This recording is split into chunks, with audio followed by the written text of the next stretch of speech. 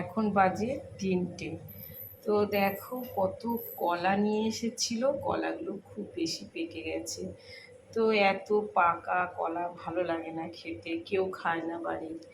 তো তাই জন্যে এখন আমি কি করতে বসেছি দেখো, কলাগুলোকে পুরো ভালো করে মাখলাম, তাতে একটু ময়দা দিলাম, একটু আটা দিলাম, একটু সুজি দিলাম, চিনি দিলাম, ভালো করে মেখে এই যে এদিকে আমি বসিয়ে দিয়েছি কলার বড়া করতে।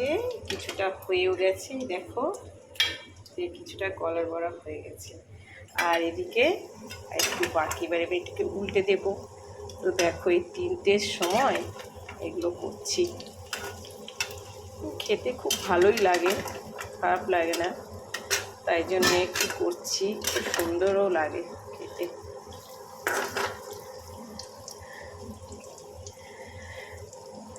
তো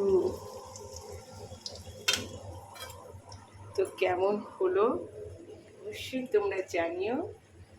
তো আরেকটু বাকি আছে, এই যে আর এইটুকুটা করলেই হয়ে যাবে।